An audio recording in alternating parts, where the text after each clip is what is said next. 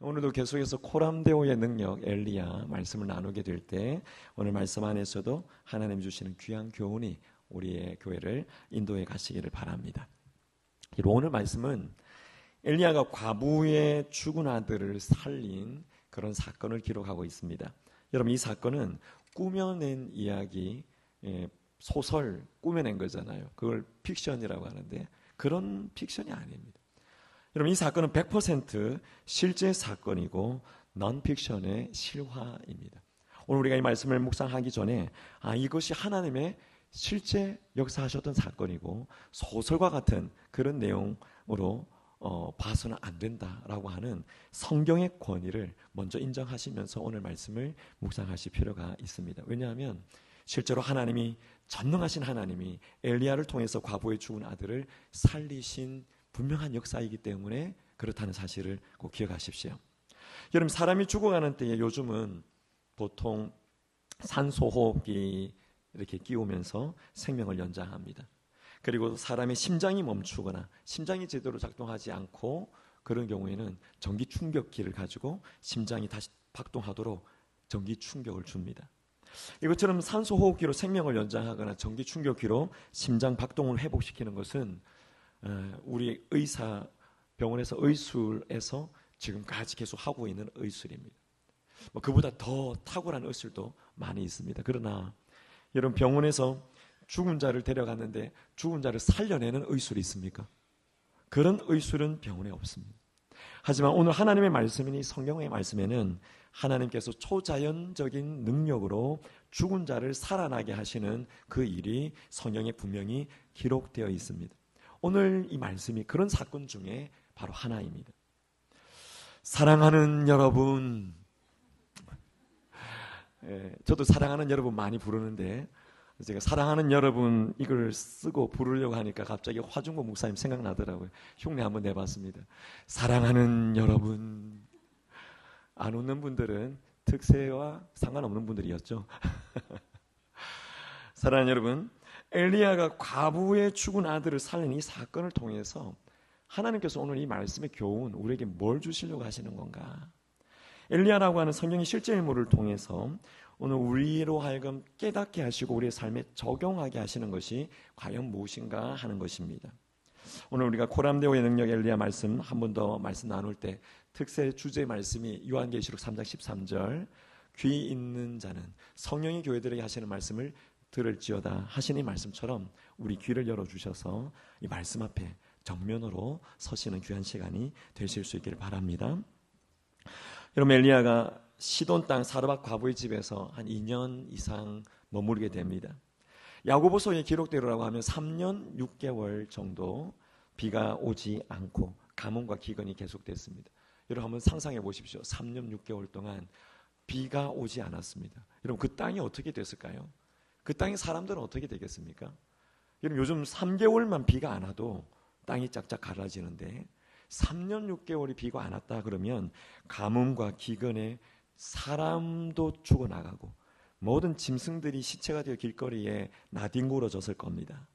그런데 이 엘리야와 이 함께하는 과부의 가족은 매일 그 가루통에 쓰고 또 채워지는 가루가 있고 기름병에 기름을 쓰고도 채워지는 기름이 있어서 계속 거기서 나오는 하나님의 초자연적인 기적으로 살아오는 삶을 살았습니다. 그러던 중에 과부의 아들이 병이 든 겁니다.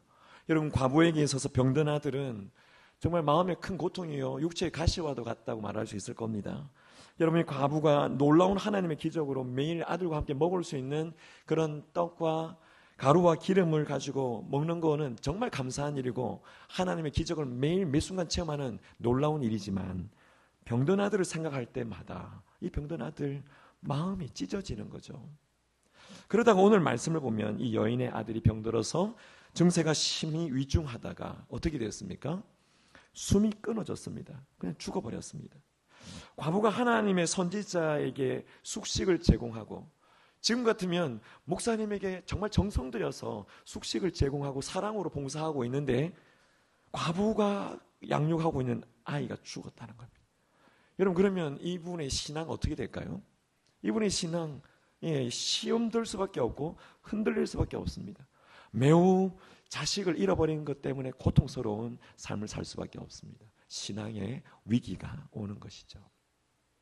여러분, 오늘 이 말씀 앞에 보면 신앙의 위기를 맞는 두 사람을 보는데, 먼저 저는 이 과부는 신앙의 위기가 올 때 어떻게 반응을 했는가 살펴보고자 합니다. 이 죽은 아들에 대한 과부의 항변하는 내용이 나옵니다. 여러분, 과부가 아들이 앓다가 죽는 이 사건, 두 사람 모두에게 신앙의 위기입니다.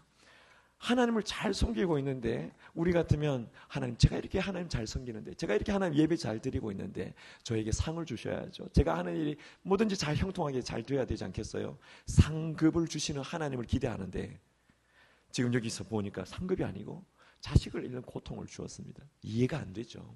시험 들 수밖에 없을 겁니다. 신앙의 위기가 찾아오는 겁니다. 하나님, 왜 나에게 이런 일을 주십니까? 질문할 수밖에 없죠. 왜 이렇게 잘 믿고 있는데 이런 재앙과 같은 일이 내 삶에 일어나야 됩니까? 과부의 마음이 지금 그런 심정일 겁니다. 사실 남편을 잃은 과부는 위로받을 데 없고 기쁨을 누릴 만한 것이 사실은 없습니다. 그나마 지금 아들이 있어서 아들 때문에 살만 나고, 아들 때문에 웃고, 아들 때문에 기쁨을 그래도 잃지 않고 있는데, 그 아들이 죽은 겁니다. 심지어 이 아들이 외동 아들입니다. 또 다른 아들이 있는 것도 아닙니다. 이 외동 아들이 죽으면서 이 집안의 대가 끊어지는, 정말 하늘이 무너지는 절망이 이 과부에게 있는 것이죠. 그래서 오늘 본문에 보면 18절에서 과부가 엘리야를 향해서 하는 말, 이런 말을 합니다. 18절 보십시오. 하나님의 사람이여. 그래도 하나님의 사람이라고 엘리야를 부르죠. 그렇게 부르면서 한 두 가지 심한 말을 하는데요. 당신이 나와 더불어 무슨 상관이 있기로. 당신이 나와 더불어 무슨 상관이 있냐고 말합니다. 여러분, 이렇게 말하는 것은 도대체 내게 못마땅한 것이 뭡니까, 선지자님? 이렇게 말하는 거죠. 내게 무슨 원한이 있습니까? 제가 이렇게 선지자를 우리 집에 모시고 머물게 하면서 제가 잘못한 게 뭐가 있습니까? 이렇게 묻는 말입니다. 여러분, 이렇게 말하는 이 과부의 마음에는 불평, 불만, 원망, 탄식, 하나님을 향해서는 항의를 하고 있는 거죠. 여러분, 이어지는 이 과부의 말의 18절 뒤에 보면 내 죄를 생각나게 하고 또 내 아들을 죽게 하려고 내게 오셨나이까? 이렇게 말합니다. 더 심각한 원망입니다. 엘리야가 와서 매일 가루와 매일 이 기름이 떨어지지 않는 기적을 체험하고 있지만, 엘리야가 와서 내 죄를 생각나게 하고 이 죄 때문에 내 죄값으로 아들이 죽은 것 아니냐, 그것 하러 나에게 오신 거 아니냐, 그러면서 더 원망을 하고 있습니다. 여러분, 과부는 어쩌면 과거에 자신이 이 사르밧이라고 하는 곳이 이방 땅이라고 했잖아요. 시돈이라고 하는 이방 나라인데, 이 바알 숭배하는 본거지에서 그도 과거에는 바알 신을 섬겼을 겁니다. 지금 이제 하나님 알고 하나님을 경험하고 있으면서 그게 죄라는 게 느껴졌겠죠. 그러니까 과부가 내가 바알을 섬겼던 그 죄를 깨닫게 하고 그 죄값으로 내 아들을 죽이려고 우리 집에 선지자가 오신 거 아니냐, 그러면서 하나님 앞에 항변하고 있는 겁니다. 여러분, 매일매일 몇 끼마다 기적을 체험하고 있지만 그런 기적이 우리를 살리는 것인 줄 알았는데, 지금 과부의 원망은 이 모든 게 나와 우리 가정을 망하게 하려고 선지자가 온 것이다. 하나님이 그렇게 행하신 것이다. 그렇게 원망을 하고 있습니다. 여러분, 이런 과부의 원망을 보면 신앙의 위기에서 그의 신앙이 얼마나 계속 나락으로 떨어지고 있는가를 볼 수 있습니다. 어떻게 보면 과부와 같은 그런 심정으로 우리도 하나님 앞에 원망하고 탄식하고 항의하는 그럴 때가 있었겠죠. 여러분, 그런 신앙을 가지고 살아가는 분이 혹 지금도 계실지 모릅니다. 과부의 반응은 하나님 앞에서 하나님 원하시는 것이 아니었어요. 여러분, 또 하나 엘리야를 보십시오. 엘리야가 과부의 아들의 죽음에 대해서 어떻게 반응하는지 그의 반응을 보면 한마디로 믿음의 기도를 하나님 앞에 드립니다. 여러분, 과부가 이 신앙의 위기 앞에서 하나님 왜요? 하나님 왜요? 그러면서 엘리야에게 계속 퍼붓고 있을 때 엘리야는 한마디도 대답하지 않았습니다. 단지 그냥 아들을 달라 하죠. 그리고 여러분, 19절에 보면 그 아들을 달라 해서 여인이 품에서 아들을 탁 받아가지고, 19절 받아가지고 거처하는 다락방으로 올라갔습니다. 여러분, 아들을 받아서 올라간다는 것은 이 아이가 장성한 아이가 아니라는 거죠. 아들을 품에 받을 수 있을 만큼 작은 아이, 어린 아기라는 겁니다. 여러분, 이런 아이를 안고 올라가서 다락에 올라가가지고 침상에 눕혀놓습니다. 그리고 난 다음에 아무 말 하지 않습니다. 다락방에 올라가서 이 엘리야의 심정은 이 문제를 하나님 앞에 털어놓아야 되겠다. 그 심정으로 다락에 아이를 올려다 놓고 눕혀놨습니다. 여러분, 엘리야가 이 상황을 마주할 때 과부의 마음이 이해되지 않겠어요? 지금 과부가 얼마나 설명할 수 없고 해결할 수도 없고 말로 표현할 수 없는 어려움을 당했는데 엘리야도 동일한 심정입니다. 왜 이런 일이 일어났는지, 어떻게 이 문제를 해결해야 되는지, 이 엄청난 문제 앞에서 그냥 엘리야가 할 수 있는 것은 하나님 앞에 문제를 내어놓는 것입니다. 하나님 앞에 그냥 엎드려서 털어놓는 겁니다. 여러분, 저는 여기에서 성숙한 믿음의 반응, 신앙의 반응이 여기 있다고 봅니다. 고람대오의 정신으로 살아가는 자라고 한다면 신앙의 위기 앞에서 하나님 앞에 보일 수 있는 반응은 그냥 내 문제를 하나님 앞에 내어놓는 것인 줄 믿으실 수 있기를 바랍니다. 여러분, 우리도 때로는 이해 안 되는 문제, 때로는 내가 해보려고 해도 해결되지 않는 문제, 그런 문제를 만날 때가 분명히 있습니다. 여러분, 그때 우리가 생각해야 될 것은 하나님이 나를 지금 훈련시키시는구나, 하나님이 지금 나를 훈련시키시는구나, 그 생각할 수 있어야 됩니다. 여러분, 엘리야는 하나님이 계속 훈련해 왔습니다. 첫 번째 설교 1막, 두 번째 설교 2막 1장, 오늘은 2막 2장이에요. 여러분, 1막에서는 하나님께서 그리시네가라고 하는 신의 대학에 엘리야를 보내셨어요. 거기서 훈련했습니다. 그리고 2막 1장에서는 하나님이 사르밧이라고 하는 이 사르밧 대학원에 보내서 하나님이 훈련을 시키신 겁니다. 그리고 오늘 2막 2장에서 또 다른 훈련을 시키는데 그 훈련이 과부의 아들이 시름시름 앓다가 죽는 이 사건입니다. 엘리야가 생각해도 왜 이런 일이 일어나야만 되는지, 왜 하나님이 이런 일을 발생시키게 하시는지 이해할 수도 없고 과부에게 설명해 줄 수도 없고 문제를 해결할 수도 없는 그런 상황입니다. 여러분, 이런 상황에 부딪히게 하시는 훈련, 지금 엘리야도 그 훈련을 받고 있는 것이죠. 사랑하는 여러분, 우리가 이해할 수도 없고 해결할 수도 없는 이 절망적인 상황에 아마 인생 살아오시면서 한 번 이상 부딪혀 보셨을 겁니다. 지금도 눈 감고 가만히 생각해 보면 정말 이 어려운 문제를 어떻게 해결해야 되나, 왜 이런 일이 내게 있어야 되는가, 이 아픔과 이 고통 왜 내게 있어야 되는가 생각하면서 힘겨웠던 때가 분명히 계셨을 겁니다. 여러분, 그때 우리가 생각해야 될 것은 하나님의 자녀들로 하여금 어려운 상황들을 통과하게 하시는 때가 분명히 있다 하는 것이죠. 자, 오늘 1부 예배 마치고 새 가족으로 등록하신 6월 달에 오신 새 가족이어서 이제 만나 뵙게 됐는데 그분이 그와 같으시더라고요. 건강이 위기가 있다 보니까 신앙을 잃을 뻔한 위기까지. 여러분, 심장 수술을 수차례 하고 이제 건강한 삶을 살려나 했는데 대장암이 발생하고 또 대장암 수술하고 항암 치료하고 난 다음에 이제는 좀 건강해지려나 그러는데 또 위암이 발생하고, 여러분, 계속되는 이런 건강의 위기가 신앙의 위기로 다가올 수도 있습니다. 뿐만 아니라 경제적인 위기 때문에 우리의 신앙의 위기가 올 수 있습니다. 자녀의 문제 때문에 신앙 위기가 올 수 있습니다. 여러분, 이런 모든 신앙의 위기가 올 만한 모든 상황들이 있으면 하나님이 하나님의 자녀를 통과하게 하시는 때구나, 하나님이 지금 우리를 훈련시키시는 거구나 깨닫는 은혜가 있으시기를 바랍니다. 여러분, 욥은 어떻습니까? 단시간 안에 자녀와 모든 재산을 잃어버렸습니다. 아브라함은 100세에 하나님께서 주신 자녀라고 정말 기쁨으로 받았는데 그 외동 아들을 하나님이 죽여서 조각조각을 내서 불에 태워서 나에게 바쳐라. 여러분, 이런 어려운 시험거리를 받았습니다. 요셉은 형제들에게 노예로 팔리고 난 다음에 억울하게 감옥에 갇히는 일들이 있었습니다.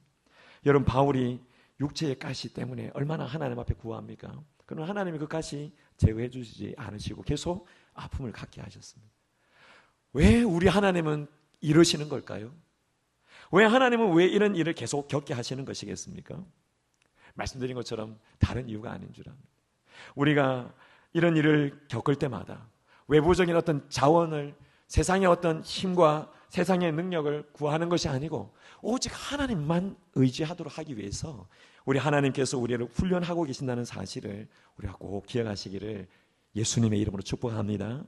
여러분, 하나님은 이 훈련을 통해서 우리로 하여금 이전보다 더 나은 기적적인 그런 은혜, 더 새로운 은혜, 더 강력한 하나님의 능력을 체험하시도록 하기 위해서 우리를 훈련의 장소로 이끌어 가신다는 사실을 꼭 기억하실 수 있기를 바랍니다. 여러분, 이 광야를 걸어가는 이스라엘 백성들 신명기 강의할 때 우리가 잠깐 말씀 나눴잖아요. 그 말씀 중에 가장 핵심적인 구절 중에 하나가 신명기 8장 16절입니다. 한번 보십시오. 이스라엘 백성들을 낮추신 이유가 뭡니까? 그들을 계속 시험하신 이유가 뭡니까? 그 이유는 마침내 복을 주시기 위한 것인 줄 믿습니다. 여러분, 이렇게 과부나 엘리야가 신앙의 위기와 같은 문제를 만나게 하시는 이유는 마침내 하나님이 복을 주시게 하시기 위함이었다는 사실을 우리가 기억하시기를 축복합니다. 여러분, 오늘 엘리야는 이런 신앙의 위기를 만났을 때 어떻게 했는가? 20절 보십시오. 같이 20절 같이 읽어봅니다. 여호와께 부르짖어 이르되 내 하나님 여호와여, 주께서 또 내가 우고하는 집 과부에게 재앙을 내리사 그 아들이 죽게 하셨나이까? 여러분, 지금 엘리야가 하나님 앞에 뭐 하고 있습니까? 부르짖었습니다. 울부짖으며 기도했습니다. 엘리야가 왜 울부짖으면서 기도했겠습니까? 너무나 안타까웠어요. 같이 아랫집 윗집으로 다락에서 본인은 거하고 아랫집에 살고 있는 이 과부의 집에 그 귀한 자녀가 죽었기 때문에 너무나 안타까워서 하나님 앞에 울부짖으며 기도하는 겁니다. 여러분, 사람이 죽었는데 묵상 기도하고 있겠습니까? 간절한 마음으로 울부짖으며 기도하는 것이죠. 여러분, 앞서 과부는 하나님 앞에 불평했습니다. 그런데 엘리야는 이 말씀을 보면 하나님 앞에 호소하고 있습니다. 여러분, 불평은 이 원망을 담은, 원망이 섞여 있는 하소연일 뿐이지만 호소는 하나님 앞에 내 모든 걸 내어놓는 것입니다. 하나님 앞에 내 사정 그대로 알리는 것이죠. 여러분, 하나님 앞에 호소하는 이 부르짖음이 엘리야에게 있어서 성숙한 믿음의 반응이었다는 것입니다. 저는 지난 한 주간 특세를 지나면서 여러분, 특세 안에서 참 감사했습니다. 왜냐하면 다 새벽에 모이시고 우리 포입 어르신들은 아침에 나오시지 못하니까 그렇게 새벽에 모여있는 은혜를 같이 누리지 못하실 수 있지만 영상으로라도 꼭 보십시오. 보시면서 은혜를 누리시면 좋겠는데, 그렇게 찬양하고 같이 기도하고 하나님 앞에 간절히 부르짖을 때, 또 한 시간 말씀을 듣고 말씀 주신 거 가지고 같이 기도 간절히 올려드릴 때 합심해서 간절히 구할 수 있는 것이 얼마나 영광스러운지 몰랐어요. 여러분, 제 목이 그냥 사정없이 막 기도하다가, 기도할 때 사실은 좀 이런 마음으로 기도해야 되거든요. 목을 넘었으면 주일날 설교 못한다, 이런 마음을 가지고 소리를 질러야 되는데 전혀 그런 마음 없이 하나님 앞에 그냥 메어 달리는 심정으로 간절히 기도했는데 목이 다 가버렸어요. 여러분, 근데 감사하고도 놀라운 것은 뭐냐면 이곳 저곳에서 같이 기도하는데 저보다도 더 크게, 더 간절하게 주여 주여 하면서 기도하는 우리 집사님, 권사님들의 기도 소리가 들리니까, 야, 믿음의 반응의 동질성이구나, 같은 마음으로 하나님 앞에 부르짖는구나. 물론 사정은 다 다르겠지만 그렇게 하나님 앞에 부르짖는 분들이 계셨다는 것이 얼마나 감사한지 모르겠습니다. 여러분, 함께 부르짖고 함께 기도하는 동역자들이 있을 때 그 교회 공동체가 하나님을 향해서 호소하는 그 일에 하나님께서 반드시 역사하시는 줄 믿습니다. 여러분, 오늘 엘리야는 이 아이를 눕혀놓고선 자신의 몸을 3번 폈다가 또 엎드리면서 붙였다가 그렇게 반복하면서 하나님 앞에 부르짖습니다. 뭐라고 부르짖냐면 내 하나님 여호와여, 원하건대 이 아이의 혼을 그의 몸으로 다시 돌아오게 해주십시오. 내 하나님 여호와여, 원하건대 이 아이의 혼을 다시 이 아이의 몸으로 돌아오게 해주십시오. 돌아오게 해달라고 3번이나 간절하게 부르짖습니다. 여러분, 그렇게 엘리야가 몸을 굽혀서 그 아이에게 엎드리고 또 펴서 또 엎드리고 이렇게 한 이유가 뭘까요? 그렇게 한 이유는 다른 이유가 있지 않습니다. 단지 아이가 죽어서 몸이 차가워지고 있으니까 아이의 몸이 따뜻해지라고, 그렇게 따뜻해지라고 그렇게 간거죠. 여러분, 그걸 어떻게 알 수 있냐면 엘리야의 후임이 누구죠? 엘리사잖아요. 엘리사가 수넴 여인의 아들, 죽은 아들 살릴 때 똑같이 해요. 똑같이 하는데 성경은 말합니다. 그 몸이 따뜻하여지더라. 여러분, 이렇게 자신의 몸을 그 아이의 몸으로, 그 아이의 몸을 데워가면서 하나님 앞에 간절히 기도하는 이 엘리야의 모습, 이는 우리가 주목하여 볼 필요가 있습니다. 사랑하는 여러분, 엘리야가 어떻게 이 죽은 아이가 살아날 것을 믿음으로 이렇게 구할 수 있었겠습니까? 이렇게 구하면 살아날 거라고 어떻게 믿고 이런 기도를 하고 있는 것이겠습니까? 엘리야에게 무엇이 있었기 때문일까요? 지난 시간 말씀을 보시면 14절 말씀에 그런 말씀 하고 있습니다. 같이 한번 읽어보시겠어요? 시작. 이스라엘의 하나님 여호와의 말씀이 나 여호와가 비를 지면에 내리는 날까지 그 통에 가루가 떨어지지 아니하고 그 병의 기름이 없어지지 아니하리라. 누구의 말씀입니까? 여호와 하나님의 말씀입니다. 여호와 하나님이 비를 지면에 내리는 날까지 통에 기름에 기름병에 모든 것이 없어지지 아니하고 계속 있겠다. 이렇게 약속하신 하나님의 말씀이 있었다는 거죠. 여러분, 이 약속의 말씀이 무슨 말씀이죠? 엘리야의 집에 엘리야와 함께 엘리야가 거하고 있는 집 과부의 집에 가족들의 생명을 굶기지 않겠다는 것은 살리시겠다는 거잖아요. 살리시겠다고 약속하신 말씀입니다. 하나님이 살리시겠다고 해놓고선 지금 죽게 내버려 두실까? 엘리야에게는 그 믿음이 있었던 거죠. 엘리야가 하나님의 약속의 말씀을 붙잡고 아이의 영혼이 돌아오도록 간절히 간구했을 때, 여러분 오늘 말씀에 어떤 역사가 일어납니까? 22절 같이 기도의 응답의 역사를 같이 보시기 바랍니다. 시작. 여호와께서 엘리야의 소리를 들으심으로 그 아이의 혼이 몸으로 돌아오고 살아난지라. 아멘. 여러분 22절 믿어집니까? 죽은 자가 다시 살아났다. 하나님께서 엘리야를 통해 살리셨다. 믿어지십니까? 대단한 믿음이십니다. 여러분 죽은 자가 다시 살아나는 성경의 첫 번째 사례입니다. 구약의 죽은 자가 살아나는 첫 번째 사건입니다. 여러분 엘리야가 그 아이를 살아난 아이를 안고 다락에서 내려와서 이 과부가 거하는 처소로 들어와서 과부에게 내어주면서 보라 내 아들이 살아났느니라 이렇게 말할 때 엘리야의 마음이 얼마나 감격스러웠겠어요. 하나님이 내 기도를 들으셨구나. 하나님이 약속을 지키셨구나. 하나님이 살아계시구나. 엘리야뿐만 아니라 과부에게도 감격스럽지 않았겠어요? 이 어린 아이가 죽은 줄 알았는데 이 아이를 하나님 살려주셔서 얼마나 감격스러웠겠습니까? 사랑하는 여러분, 오늘 이 말씀이 오늘 우리에게 어떻게 적용될 수 있을까? 오늘 이 말씀을 우리 안에 잘 적용할 수 있으면 좋겠습니다. 그래서 마지막으로 적용을 잠깐 나누고자 합니다. 어떻게 이 말씀을 적용할 수 있을까? 여러분 죽은 과부의 아들을 살려내시는 엘리야를 통해 살려내시는 이 사건이 우리의 신앙생활에 어떻게 접목될 수 있습니까? 어떤 분들은 오늘 이 말씀을 받고 난 다음에 내 아버지, 내 어머니가 돌아가시고 화장하지 않고 잠깐 영안실에 보관했다가 주여 살려주옵소서 그러면서 1년, 2년 보관해 두시는 일은 일어나면 안 됩니다. 그거는 말씀을 잘못 적용하시는 거예요. 하나님 불러가시면 하나님이 생명의 주관자이시기 때문에 순응해야 됩니다. 그러나 하나님이 필요하시고 하나님이 필요하셔서 지금 살려야 된다고 하시면 하나님은 능히 죽은 자를 살려내실 수 있는 분이시죠. 오늘 우리가 신앙의 위기 앞에서 성숙한 반응을 위해서 두 가지 적용을 하실 때 꼭 기억하셔야 될 것. 첫 번째는 하나님은 죽은 자를 살리실 수 있는 전능하신 하나님이라는 사실을 분명히 믿으실 수 있기를 축복합니다. 여러분 조금 전에도 아멘 하셨는데 정말 하나님이 죽은 자도 살리실 수 있는 분인가? 내가 믿는 하나님이 정말 그런 하나님인가? 의심이 사실 들 수 있습니다. 성경이 믿어지지 않는 분들이 아직 있으니까요. 하지만 하나님께서 우리의 삶에 역사하신다고 하실 때 오늘 이 사건이 주시는 교훈은 하나님이 어떤 분인가를 정확하게 볼 때 하나님은 죽은 자도 살려내시는 하나님, 하나님이 직접 살리시기도 하시고 하나님의 사람들을 통해서 살려내시기도 하시는 전능하신 하나님이라는 사실을 분명히 믿는 이 믿음, 절대 확신하는 믿음이 우리 안에 있기를 축복합니다. 여러분 성경에는 죽은 자를 살리신 많은 사건들이 있습니다. 제가 찾아서 정리를 해보니까 한 7건 정도 있는데 오늘 첫 번째 이 사건이 엘리야가 과부의 죽은 아들 살린 사건이죠. 두 번째 사건은 말씀드린 것처럼 엘리사가 수넴 여인의 죽은 아들을 살려냅니다. 그리고 신약으로 넘어오면 예수님께서 오셔서 예수님께서 나인성 과부의 아들을 살리십니다. 그리고 달리다굼 하시면서 회당장 야이로의 딸을 살리십니다. 그리고 다 썩어가고 있는 죽은 나사로를 살리시는 그런 역사를 주님께서 직접 행하시죠.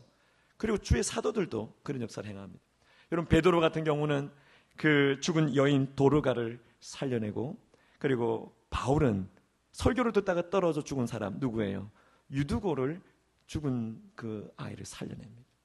여러분 이렇게 한 7번 정도 죽은 자를 살리시는 부활의 역사들이 있는데 고린도 전서 15장 부활장을 가면 그 부활장에서는 하나님께서 죽은 자, 불신자와 신자 모든 자를 살리실 수 있는 부활의 하나님, 능력의 하나님인 것을 우리에게 말씀하고 있습니다.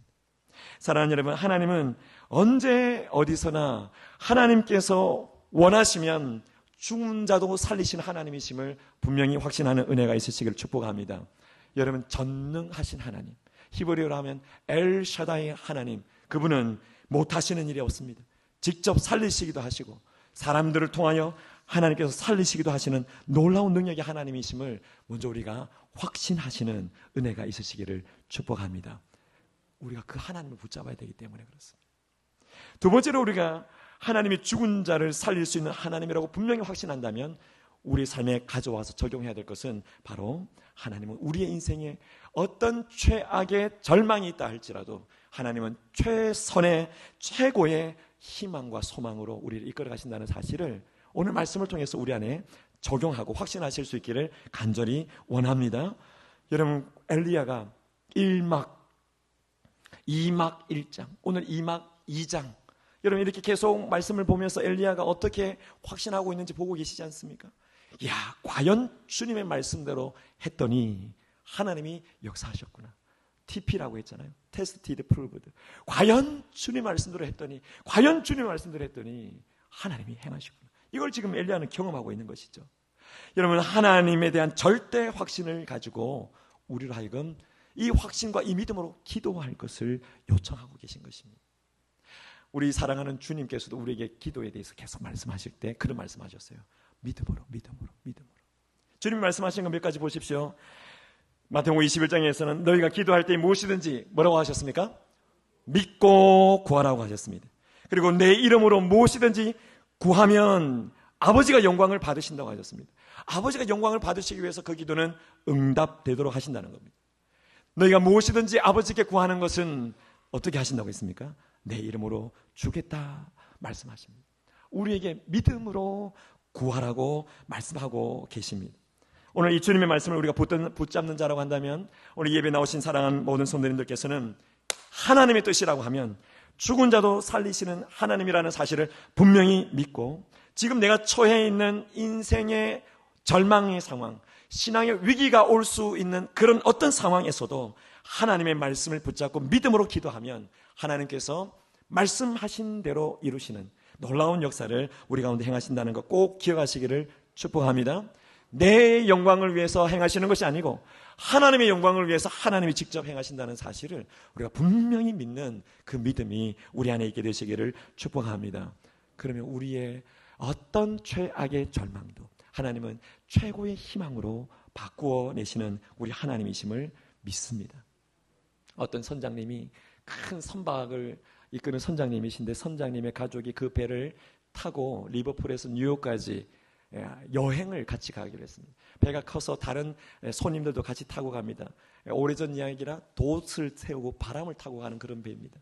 근데 바다를 항해하고 가고 있는데 갑자기 바다에 돌풍이 일어났습니다. 돌풍이 막 일어나니까 파고가 막 높아집니다. 파고가 막 높아지니까 한밤중에 사람들이 자고 있는데 배를 휘청 쳐버립니다. 그러니까 안에 있는 사람들이 모든 짐들이 쏟아지고 막 넘어지고 이러고 있으면서 잠에서 깨어나서 막 주섬주섬 옷을 챙겨 입고 어떻게 해야 되나 막 분주해집니다.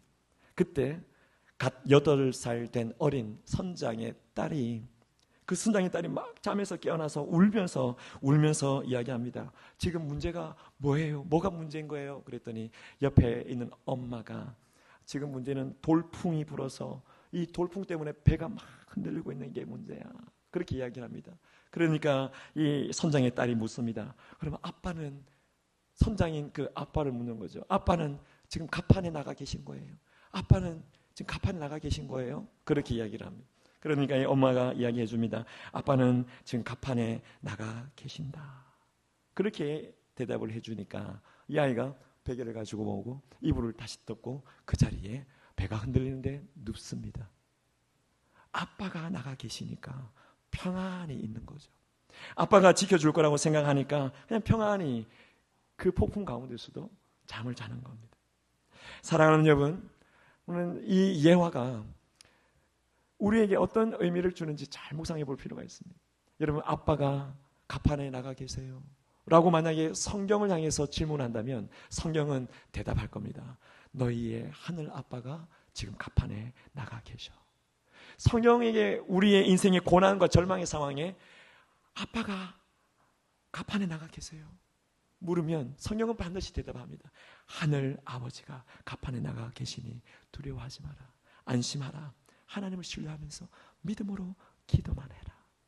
사랑하는 여러분, 우리가 이렇게 기도할 때 하나님의 놀라운 역사가 우리의 삶이 그대로 나타남을 믿고 확신하시기를 예수님의 이름으로 축복합니다. 여러분, 이번 특세를 통해서 기도로 얼마나 하나님 앞에 간구를 많이 하고 계신지 모르겠어요. 이런 특세 드릴 때 우리가 그리시니까 기도 제목 하나님 앞에 올려드리십시다 했는데 많은 분들이 이 그리시니까 기도 제목을 올려드렸습니다. 여러분, 이 그리시니까 기도 제목을 제가 특세하면서 계속 읽고 기도하면서 밑줄 쳐나갈 때 그런 마음이 들었어요. 이분들이 하나님 앞에 올려드릴 때 어떤 마음으로 올려드렸을까? 오늘 이 예화처럼 아빠가 가판에 나가 계세요. 아빠가 가판에 나가 계세요. 그런 마음으로 저에게 이 기도 제목을 올리고 교회와 중보기도실의 기도 제목을 주셨다고 생각해요. 여러분, 오늘 말씀의 대답은 기도 제목을 내신 분들이나 기도의 마음을 가지고 특세 참석하신 모든 분들에게 주시는 대답은 하늘 아버지께서 가판에 나가 계시니 그분이 선장이시니 두려워하지 마라. 염려하지 말라고 말씀하시는 그 하나님의 음성을 우리가 들으실 수 있기를 예수님의 이름으로 축복합니다. 우리 하나님 앞에서 오늘 주신 이 말씀을 우리가 기억하실 때 이런 말씀을 잠깐 정리하면 이 엘리사가 사르밧 과부의 집에서 숙식을 제공받고 있을 때 과부의 아들이 죽게 되는 신앙의 위기는 과부에게도 위기고 엘리사에게도 위기였습니다. 그러나 과부는 하나님 앞에 원망하고 하나님을 항변했습니다. 그러나 이 엘리사가 아니고 엘리야는 하나님께 사정을 다 아뢰는 울부짖는 기도를 올려드렸어요.